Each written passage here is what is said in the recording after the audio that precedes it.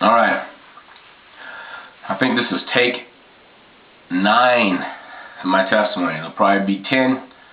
It'll be a 10-segment testimony. Okay, so March 14th, 2008.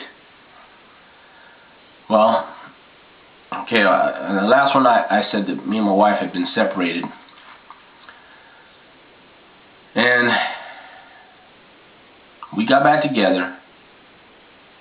She wanted me to come. She wanted me to get back. I was pretty stubborn about some things. You know, I wanted things to be my way. She did what I think at that time in our life was, well, I felt it was the right thing. I'm not too sure what was right. I know we ended up back together, which I think was right. But it was kind of under the terms of, I'm going to drink, and you can't say anything about it. Well, she did that, and I know it was hell on earth for her to do that. But by her doing that, what it did for me really was it really put all the blame in my court, because whatever kind of behavior that manifested through alcohol, which through all these years now had become my drug of choice, was I was a drinker. Whatever I was doing wrong, however I was messing up or jacking up, I was no longer able to blame my wife for doing it. Because, whenever we would get into a fight or an argument or some kind of something, and I could be off and running going to drink, I always had her to blame. And then when she'd start nagging me about, oh, you're off and drinking, and she'd want to leave or go to someone's house, then it kind of fueled the fire for me to continue drinking, which is really a bunch of horse manure or something of the sort. To anyone who's watching this that has a drinking problem, you're the problem.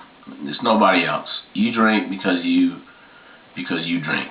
You drink because you want to numb the pain of reality, and you're not being man enough or woman enough to face life. Can't blame anybody. And so that's what I had done for such a long time, and which made it so much easier. Well, since my wife she was letting me drink, and I could see she was hurting, but I'd go get a bottle and I'd get drunk, and she'd smile at me, and she'd hang out with me, and she'd be with me while I was drunk. And then I knew then, hey, this is your problem. 2008, I sobered up on March 14th, and I was sober for the longest bout of sobriety I had that whole decade, which was about 14 months I was sober. Things went well for us. I mean, financially that year I came up, made quite a bit more money. Things went really good.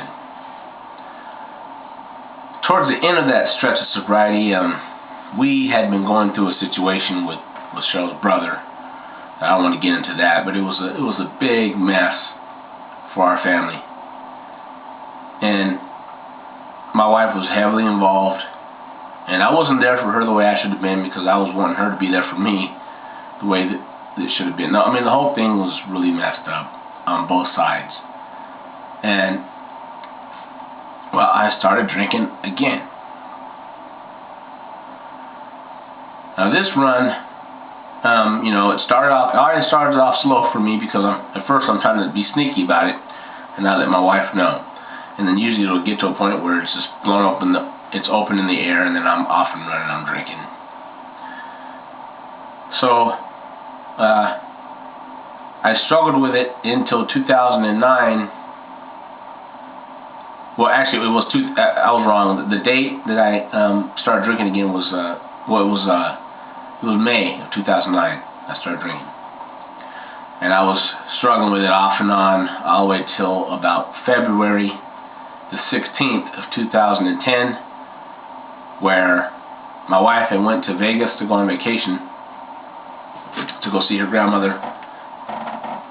And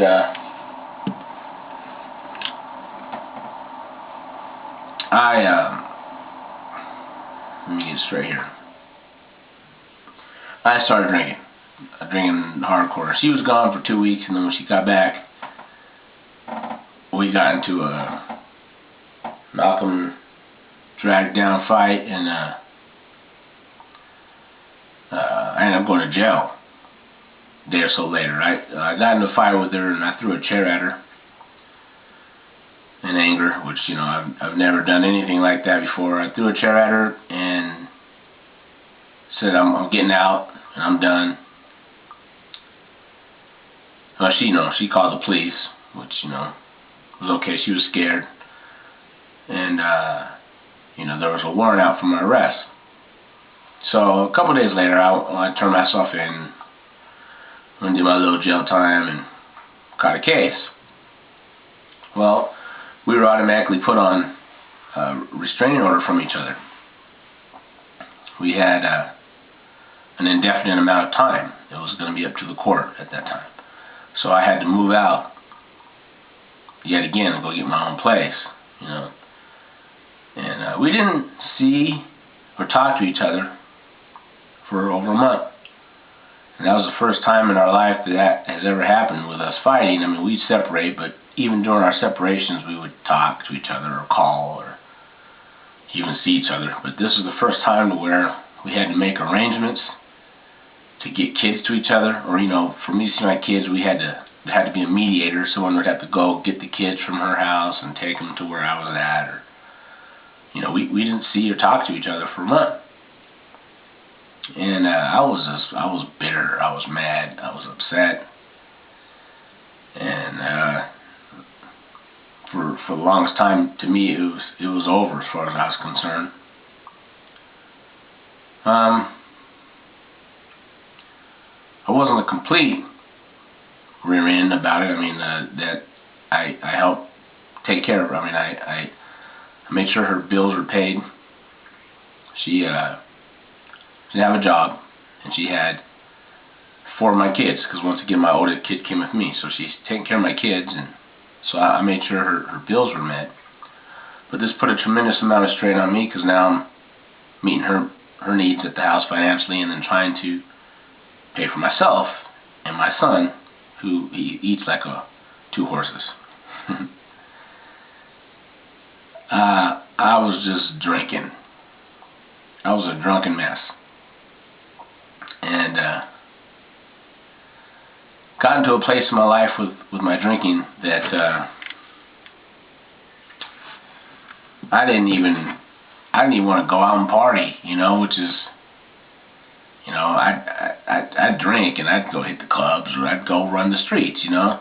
This time around, I'm drinking and just staying home.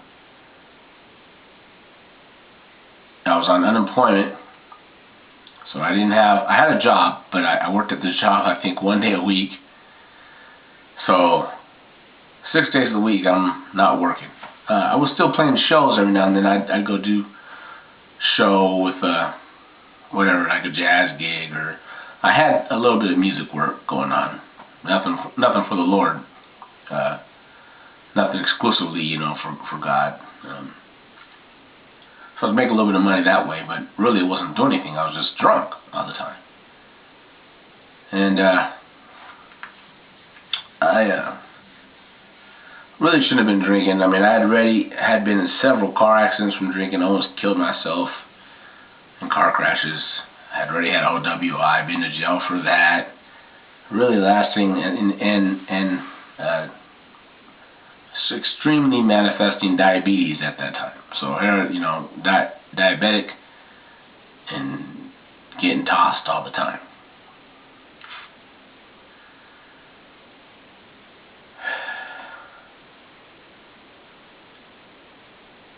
Okay, I'm gonna try and I think I'm done again. This time I'm try to wrap it up in one more.